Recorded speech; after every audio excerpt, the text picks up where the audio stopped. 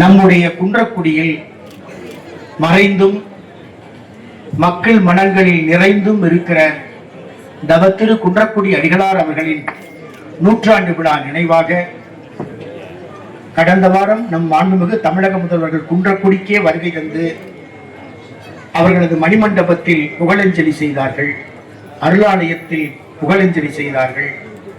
அதை அடியொற்றி இன்று தவத்திரு குன்றக்குடி அடிகளார் நூற்றாண்டு விழா நினைவாக மக்கள் நல்வாழ்வுத்துறை அமைச்சர் நம் பேரன்புக்குரிய மா சுப்பிரமணியம் ஐயா அவர்களும், நம் மண்ணின் மைந்தர், எல்லா மக்களின் மனங்களிலும் நீக்கமர நிறைந்திருக்கிற நம் கூட்டுறவுத்துறை அமைச்சர் ஐயா பெரிய கருப்பன் அவர்களும், நம்முடைய மாவட்ட ஆட்சித்தலைவர் அவர்களும், நம்முடைய காரைக்குடி சட்டமன்ற உறுப்பினர் மாங்குடி அவர்களும் மற்றும் மக்கள் நல்வாழ்வுத்துறையின் அனைத்து மருத்துவர்களும் செவிலியர்களும் துறை சார்ந்த நிபுணர்களும் கூடியிருக்கிற இந்த அரங்கத்தில் குன்றக்குடி ஆதீனம் தொடர்ந்து மக்கள் நலப்பணியில் ஈடுபட்டு வருவது தமிழ்நாட்டு ஆதீனங்களில் முதலாக 1952 குன்றக்குடி ஆதீனத்தின் சார்பாக மக்கள் நல மருத்துவமனையை தொடங்கி நடத்தி வந்தது. அதற்கு பிறகு அரசின் ஆரம்ப சுகாதார நிலையம் வந்தபோது அதற்கு தேவையான இடமாகிய 5 ஏக்கர் நிலத்தையும் 10,000 வைப்பு தொகையையும் 1992 அளித்து இன்று நிரந்தரமான மருத்துவ ஆரம்ப சுகாதார நிலையம் குன்றக்குடிக்கு மட்டுமல்ல சுற்று வட்டாரத்தில் உள்ள 25 கிராம மக்களுக்கு பயன் தரத்தக்க வகையில் செயல்பட்டு வருகிறது. அதற்கு பிறகு தேவையான உபகரணங்களை நம் ஆதீனம் மூலமாகவும் அளித்து வருகிறோம். தொடர்ந்து மக்கள் நல்வாழ்வுத்துறையும் மருத்துவத்துறையும் நம்முடைய ஆதீனமும் இணைந்து செய்து கொண்டிருக்கிற பணிகளில் இது ஒரு குன்றக்குடி அடிகளார் நினைவாக நடைபெறுகிற ஒரு அற்புதமான மருத்துவ முகாம்.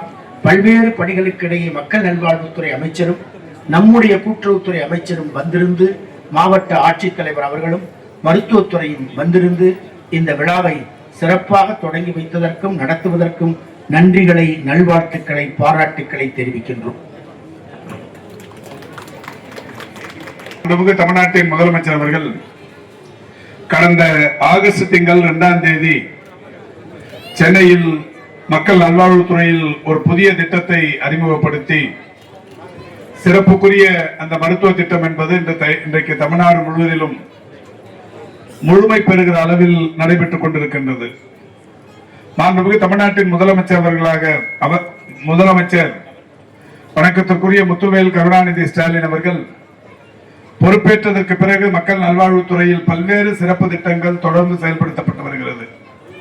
மக்களை தேடி மருத்துவம், இன்னுயிர் காப்போம் நம்மை காக்கும் 48, இதயம் காப்போம், பாதம் பாதுகாப்போம், நடப்போம் நலம் பெறுவோம், சிறுநீரகம் பாதுகாக்கும் சீர்மிகு திட்டம், மக்களை தேடி மருத்துவ ஆய்வக திட்டம், தொழிலாளர்களை தேடி மருத்துவ திட்டம், செயற்கை கருத்தரித்தல் மையங்கள் என்று ஏராளமான திட்டங்கள் பயன்பாட்டில் இருந்து வருகிறது. இந்த நிலையில்தான் மாண்புமிகு தமிழ்நாட்டின் முதலமைச்சர்கள் கடந்த 15 நாட்களுக்கு முன்னால் சென்னையில் 2 மிகப்பெரிய சிறப்பு திட்டங்களை தொடங்கி வைத்தார்கள்.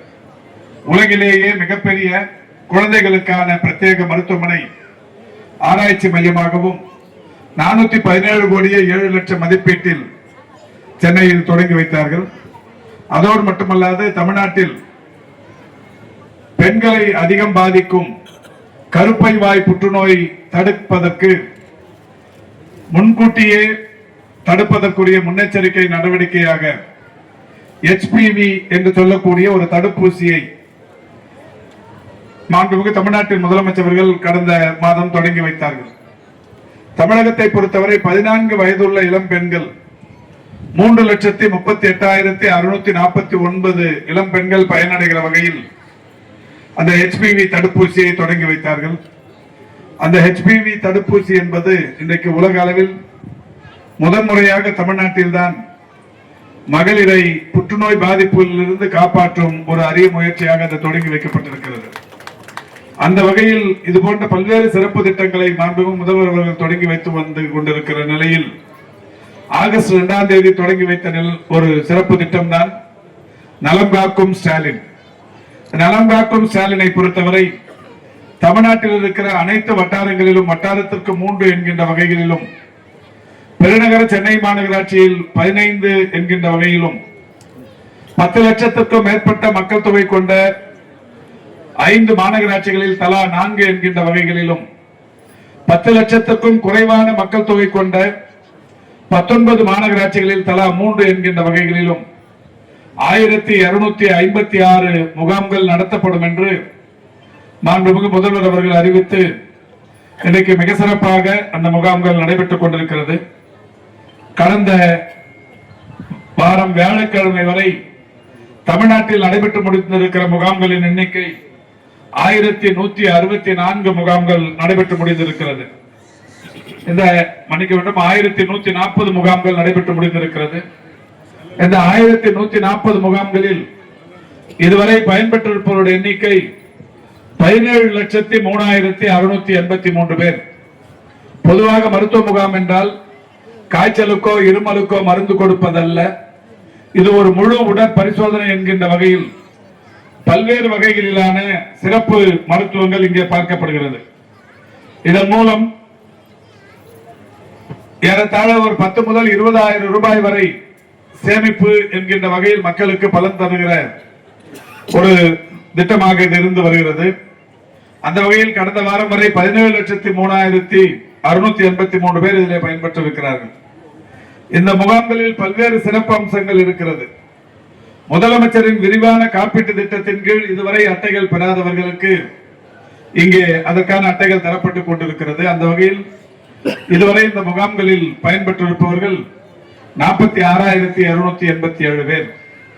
அதோடு மட்டுமல்லாது மாற்றுத்திறனாளிகளுக்கு அவர்கள் சான்றிதழை பெற வேண்டும் என்று சொன்னால் மாவட்ட ஆட்சி நிர்வாகம், வருவாய் அலுவலர்கள், மருத்துவர்கள் போன்ற பல்வேறு நிலைகளை தாண்டி மாவட்ட மாற்றுத்திறனாளிகள் அலுவலகத்தில் அந்த ஆணைகளை பெற வேண்டும். ஆனால் மாண்புமிகு தமிழ்நாட்டின் முதலமைச்சர்கள் அதை எளிமைப்படுத்தி இன்றைக்கு இந்த முகாம்களின் மூலம் அவர்களுக்கு கிடைக்கப்பெற செய்து கொண்டிருக்கிறார்கள். அந்த வகையில் இதுவரை பயன்பெற்றிருக்கிற மாற்றுத்திறனாளிகள், இந்த முகாம்களின் வாயிலாக பயன்பெற்றிருக்கிற மாற்றுத்திறனாளிகள் 56,866 பேர். இந்த முகாம்களை பொறுத்தவரை 1256 இதுவரை 1140 முகாம்கள் முடிவுற்றிருக்கிறது. மீதம் இருக்கிற 92 முகாம்களில் இன்றைக்கு மட்டுமே 38 இடங்களில் நடைபெற்றுக் கொண்டிருக்கிறது. சிவகங்கையில் 2 இடங்களில் நடைபெற்றுக் கொண்டிருக்கிறது. இதுவரை தமிழ்நாடு முழுவதிலும் 10 மாவட்டங்களில் ஒட்டுமொத்தமாகவே அறிவிக்கப்பட்ட முகாம்கள் அனைத்தும் முடிவு பெற்றிருக்கிறது.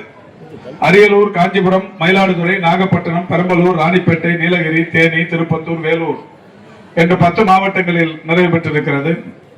இந்த முகாம்களை பொறுத்தவரை பெருமதிப்பிற்குரிய நம்முடைய அடிகளார் அவர்கள் எடுத்து சொன்னதை போல சிறப்பு மருத்துவ சேவைகள், பொது மருத்துவம், குழந்தைகள் நல மருத்துவம், இருதய மருத்துவம், எலும்பியல் மருத்துவம், நரம்பியல் மருத்துவம், தோல் மருத்துவம், மகப்பேறியல் மற்றும் மகளிர் மருத்துவம், கண் மருத்துவம், காது மூக்கு தொண்டை மருத்துவம், இயன்முறை மருத்துவம், பல் மருத்துவம், மனநல மருத்துவம், நுரையீரல் மருத்துவம், நீரிழிவு மருத்துவம், கதிரியக்கவியல் மருத்துவம், பொது அறுவை சிகிச்சை, சித்தா மற்றும் இந்திய மருத்துவம் என்று 17 வகையான சிறப்பு மருத்துவ முறைகள் இதில் பயன்பட்டு வந்து கொண்டிருக்கிறது. இதுவரை எந்த மருத்துவத்துறை வரலாற்றிலும் கண்டுகொள்ளப்படாமல் இருந்த ஒரு சமூகம் என்றால் அமைப்பு சாரா பணியாளர்கள். அவர்களையும் ஒருங்கிணைத்து அந்த தொழிலாளர்களுக்கும் இந்த முகாம்களின் வாயிலாக அவர்களுக்கு மருத்துவ சேவை வழங்கப்பட்டு வருகிறது. அந்த வகையில் சிவகங்கை மாவட்டத்தை பொறுத்தவரை இங்கே திட்டமிடப்பட்ட மருத்துவ முகாம்களின் எண்ணிக்கை 33. இந்த 39 இதுவரை நடைபெற்று முடிந்திருக்கிற முகாம்களின் எண்ணிக்கை 33. இன்று மட்டுமே 2 இடங்களில் அந்த முகாம்கள் நடைபெற்றுக் கொண்டிருக்கிறது. சிவகங்கை மாவட்டத்தில் இதன் மூலம் பயன்பெற்றிருப்பவர்கள் 41,222 பேர்.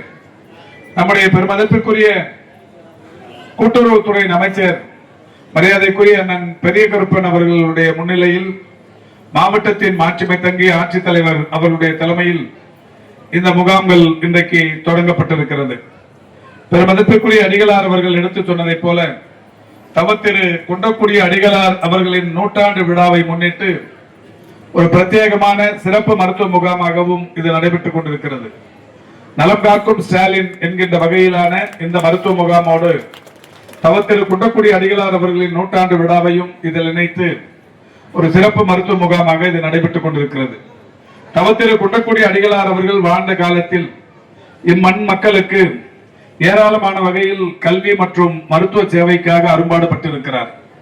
எனவே அவருடைய நூற்றாண்டு நிறைவு விழாவில் இந்த சிறப்பு மருத்துவ முகாம் இங்கே நடைபெறுவது பொருத்தமாக இருக்கும் என்கின்ற வகையில் மாண்புமிகு தமிழ்நாட்டின் முதலமைச்சருடைய அறிவார்ந்த அறிவுறுத்தலோடு இந்த முகாம் இப்பொழுது இங்கே நடைபெற்றுக் கொண்டிருக்கிறது.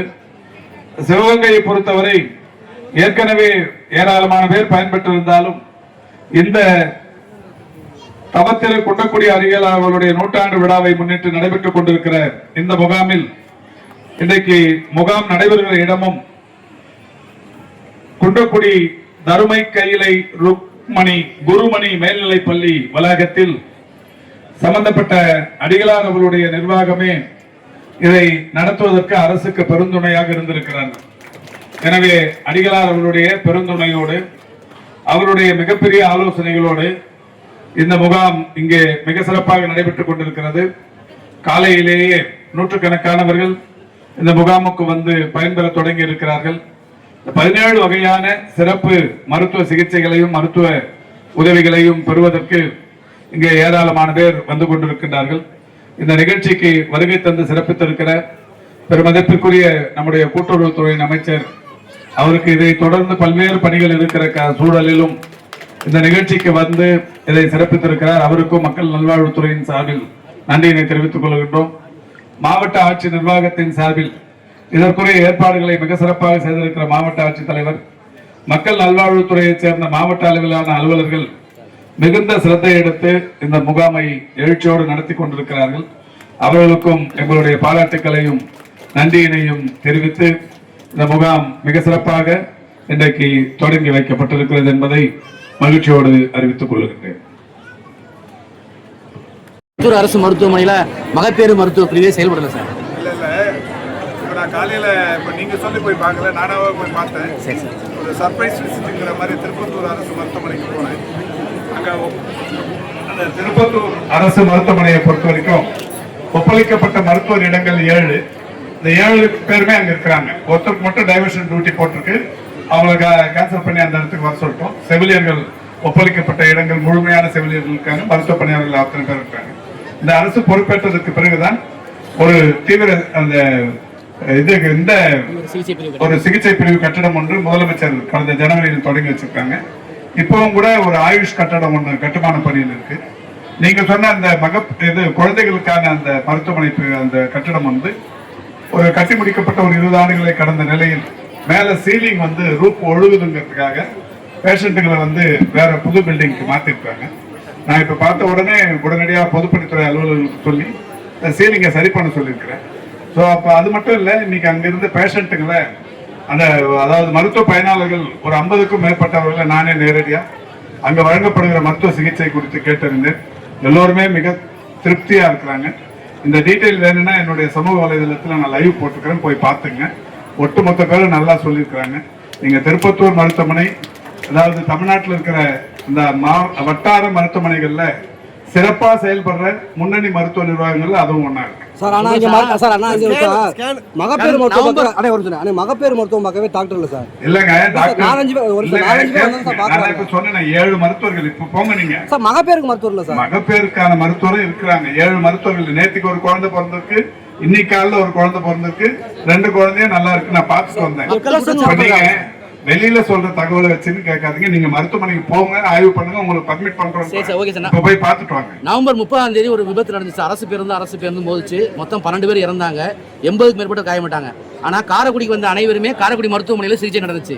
ஆனா திருப்பத்தூர் மருத்துவமனையில சேர்த்து 60 மேற்பட்டார் வந்து திருப்பத்தூர் மருத்துவமனையில வந்து ஒருத்தர் கூட சிகிச்சை கொடுக்க முடியல. எல்லாருமே மதுரைக்கும் சிவகங்கைக்கு அனுப்புனாங்க. ஒவ்வொரு மருத்துவமனையின் கட்டமைப்பும் அந்த மருத்துவமனையின் அந்த தரத்தை பொறுத்து. இப்ப HSCன்னு சொல்ற துணை சுகாதார நிலையங்கள்ல ஒரு கிராம சுகாதார செவிலியர் தான் இருப்பாங்க. அங்க போய் நீங்க ஏன் டாக்டர் இல்லைன்னு கேட்க முடியாது. இல்ல கேட்டுங்க. அங்க ஒரே ஒரு துணை சுகாதார நிலையம், ஒரே ஒரு செவிலியர் தான் இருப்பாங்க. அவங்களோட வேலை என்னன்னா அந்த கிராமத்தில் இருக்கிற மகப்பேறு பயனாளர்களை கண்டறிந்து அவங்களுக்கு தொடக்கத்திலிருந்து தேவையான உதவிகளை பண்றது மட்டும்தான் அந்த துணை சுகாதார நிலையத்தோட வேலை. ஆரம்ப சுகாதார நிலையத்திற்கு 1-2 மருத்துவர்கள் தான் இருப்பாங்க. அங்க வந்து நைட் டியூட்டிக்கு ஏன் டாக்டர் இல்லைன்னு நீங்க கேட்க முடியாது. என்னன்னா அங்க 5 மணியோட முடிஞ்சிடும். அதுக்கப்புறம் காலான் டியூட்டி தான், போன் பண்ணி கூப்பிட்டா தான் டாக்டர் வருவாங்க. வட்டார மருத்துவமனைகள் தான் இந்த மாதிரி 6-7 மருத்துவர்கள் இருப்பாங்க. இதை தாண்டி டிஸ்ட்ரிக்ட் ஹெட் குவார்டர்ஸ் இருக்கு. அங்க போனீங்கன்னா 70-80 மருத்துவர்கள் இருப்பாங்க. அதை தாண்டி மெடிக்கல் காலேஜ் ஹாஸ்பிட்டல் போனீங்கன்னா 400-300 டாக்டர் இருப்பாங்க. அந்த மாதிரி ஒரு இதுக்கு ஏற்ற மாதிரியான ஒரு மருத்துவ நிர்வாகத்துக்கு ஏற்ற மாதிரியான மருத்துவ பணியாளர்கள் மருத்துவர்கள் இருப்பாங்க. இதை நம்ம முதல்ல புரிஞ்சுக்கணும். இது புரிஞ்சுக்காம துணை சுகாதார நிலையத்துல டாக்டர் இல்ல, ஆரம்ப சுகாதார நிலையத்துக்கு நைட்ல டாக்டர் வரல, இந்த மாதிரியான கேள்விகளை தொடர்ந்து கேட்டா நாங்க இருக்கிற கட்டமைப்பு என்னவோ, அது சாங்ஷன் ஸ்ட்ரென்த் என்னவோ அதை கேட்டுக்குன்னு நீங்க கேட்டாக்க நான் சொல்ல தயாரா இருக்கேன். அதாவது மருத்துவர் காலி பணியிடங்கள் இல்லாத சூழல் என்பது அதாவது இந்த துறை உருவானதுக்கு அப்புறம் இப்பதான் உருவாயிருக்கு. நீங்க எந்த பிஹெச்சி வேணாலும் கேட்டுட்டு எனக்கு போன் பண்ணுங்க, என் நம்பர் வாங்கிக்கோங்க, உங்களை பத்திரிகையாளர்களை மதிக்கிறோம். எங்கேயாவது எந்த பிஹெச்சிலயாவது பற்றாக்குறை இருக்குன்னு சொன்னீங்கன்னா நான் பதில் சொல்றேன். அவசர சிகிச்சை பிரிவு கட்டடம் இருக்கு சார். ஆனா அவசர சிகிச்சை பிரிவு கட்டடம் கட்டிட்டீங்க, ஆனா அதுக்கு வந்து ஆர்த்தோ டாக்டர் இல்ல சார். அதனால சார் இவ்வளவு பெரிய விபத்துக்கு வந்து ரெஃபர் பண்றாங்க. இல்லங்க, அதாவது 7 மருத்துவர்கள் அங்க சாங்ஷன் ஸ்ட்ரென்த்துங்க, 7 பேருமே டியூட்டியில் இருக்கிறாங்க. அதுல ஒருத்தர் மட்டும் இப்ப டைவர்ஷன் போட்டிருந்தது, அதையும் கேன்சல் பண்ண சொல்லிட்டாங்க. அதாவது அவசர சிகிச்சை பிரிவு கட்டடத்துல அப்ப இங்க இது வரைக்கும் ரெட் ஜோன்ல ஒரு பேஷண்ட்டும் இல்ல, போய் பார்த்தேன். இப்ப கிரீன் ஜோன்லயும் பேஷண்ட் இல்ல, எல்லோ ஜோன்ல இருக்கிற பேஷண்ட் குழந்தைகளை எடுத்து வந்து அங்க தங்க வச்சிருக்காங்க, இந்த குழந்தை பிறந்தவங்கள. அதுக்கு என்ன காரணம்னா நீங்க சொன்ன மாதிரி இந்த குழந்தை பிரிவுக்கான கட்டிடம் சீலிங் ஒழுங்குறதால பிடபிள்யூடி சொல்லிருக்காங்க, அதை இப்ப பயன்படுத்தாதீங்கன்னு சொல்லிருக்காங்க. அதனால இந்த மருத்துவமனையை பயன்படுத்துறாங்க. நான் உடனே பார்த்த உடனே இமிடியேட்டா பிடபிள்யூடி அபிஷியல்ஸ் பேசியிருக்கிறேன், சீலிங் சரி பண்ண சொல்லியிருக்கிறேன். தமிழ்நாடு அரசின் மருத்துவத்துறை சார்பா எவ்வளவோ உயர்தர சிகிச்சைகளை வந்து மக்களை தேடி நீங்க கொண்டு போறீங்க, இந்த மாதிரி கேம்பெல்லாம் நடத்துறீங்க. ஆனாலும் ஒரு சில அரசு மருத்துவமனைகள்ல போதுமான மருந்துகளும் மாத்திரைகளும் நோயாளிகளுக்கு, அதாவது இந்த மாதிரி 19 குற்றச்சாட்டை கூடாதுங்க. நான் இப்போ தான் உங்களுக்கு சொல்றது, எந்த மருத்துவமனையில எந்த மருந்து இல்லை, எந்த மருத்துவமனையில எந்த மருத்துவர் இல்லை, தகவல் சொல்லுங்க. சாங்ஷன் ஸ்ட்ரென்த் அந்த நீங்க லிஸ்ட்டை வாங்கிட்டு கேட்டுட்டு சொல்லுங்க, இமிடியேட்டா நடவடிக்கை எடுக்கப்படும். மருந்துகளை பொறுத்தவரை எங்கேயும் பற்றாக்குறை இல்லவே இல்லை. அரசு மருத்துவமனைனாவே பொதுவான ஒரு கண்ணோட்டம் ஒருவேளை அது மாதிரி இருக்காதோ அப்படிங்கிற நோக்கத்திலேயே நீங்க கேள்வி கேட்டுருக்கீங்க. இல்ல, நான் இப்போ சொல்றேங்க, நான் இன்னைக்கு 2 மணி வரைக்கும் இங்க இருப்பேன். 2 மணிக்கு தான் பிளைட்ல போறேன். இந்த 2 மணிக்குள்ள நீங்க எங்கேயாவது இந்த சிவகங்கையில் இருக்கிற மருத்துவமனையில மருந்து பற்றாக்குறையோ மருத்துவர் பற்றாக்குறையோ இருந்தால் தகவல் சொன்னீங்கன்னா உடனடியாக நடவடிக்கை எடுக்கும்.